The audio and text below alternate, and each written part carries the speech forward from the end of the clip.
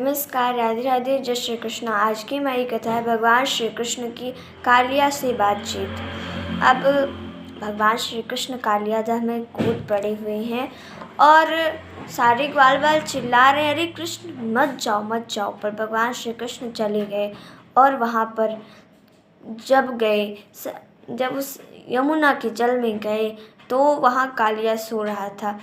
तो भगवान ने देखा कि मेरी गेंद तो कालिया के पास है, तो वही जाने का प्रयत्न कर रहे हैं, लेकिन नागपत्नियाँ रोक रही हैं, कह रही हैं कि हे बालक, तुम वहाँ मत जाओ। अगर अपनी मृत्यु नहीं चाहते हो तो अगर तुम वहाँ गए तो तुम बचोगे नहीं।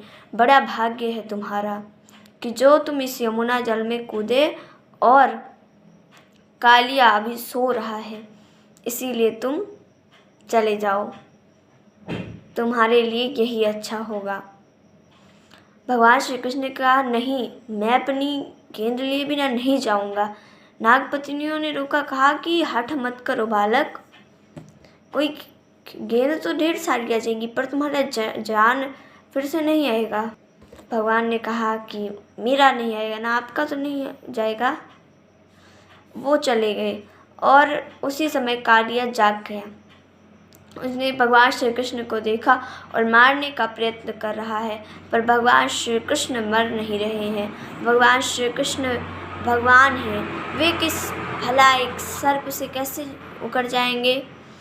और इस दिन बलराम जी भी नहीं थे जब भगवान ने ये लीला करी। अब क्यों करी ये भी मैं बताती हूँ। बलराम जी नहीं आए तब इन्होंने भगवान ने की ये लीला, क्योंकि भगवान सोच रहे थे अगर बलराम जी आ गए तो वो खुद से सबके अवतार हैं, तो वो शायद इनकी तरफ लेने लगे कालिया की, इसीलिए उनको नहीं लाया भगवान श्री कृष्ण ने। अब भगवान श्री कृष्ण और कालिया का युद्ध हो रहा है। भगवान श्री कृष्ण अंत में उसके एक एक फन पे चढ़ते हैं, उसके हजारों फन थे और सब पर चढ़ रहे हैं। वो एक फन फुलाता तो वो भगवान श्री कृष्ण उसके दूसरे फन पे चढ़ जाते। इस प्रकार सारे फन को भगवान ने रौंद डाला उसके, और नृत्य कर रहे हैं भगवान श्री कृष्ण। अब कुछ बालक नंद बाबा के पास गए, यशोदा जी के पास गए, कहे कि देखो कृष्ण ने यमुना में छलांग लगा दी, वहाँ कालिया रहता है महाभयानक। सब लोग डर गए और आने लगी। यशोदा जी मूर्छित हो जा रही थी, नंद बाबा बचाने के लिए आ रहे थे, पर बलराम जी ने रोका, कहा नहीं, रहने दीजिए।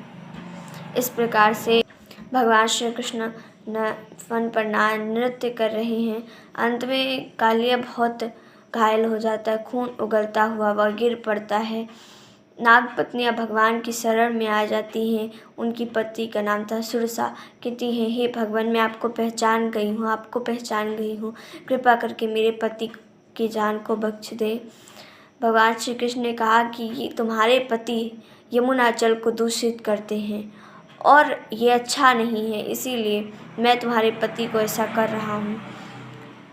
नागपत्नियाँ कहती हैं कि मैं क्या कहूँ आपको, आप तो भगवान हैं स्वयं, कृपा करके मेरे पति की जान बख्श दीजिए। भगवान ने कहा ठीक है, लेकिन उसी समय कालिया भी होश में आ जाता है, भगवान की स्तुति करता है।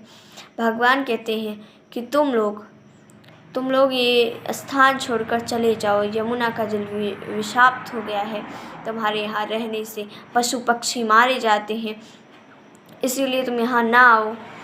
कालिया ने कहा, मैं रमणक द्वीप में था तो वहाँ गरुड़ का भय था मुझे, और गरुड़ के भय एक बार की बात है, गरुड़ के भय से ही मैं यहाँ आया। अब कहते हैं नारायण जी से कि ये कालिया को क्या भय था गरुड़ से, कृपा करके मुझे बताइए। तो ये कथा ऐसी है कि एक समय की बात है और गरुड़ जी आते थे रोज सर्पों को खाने, ऐसा एक दिवस बनाया गया।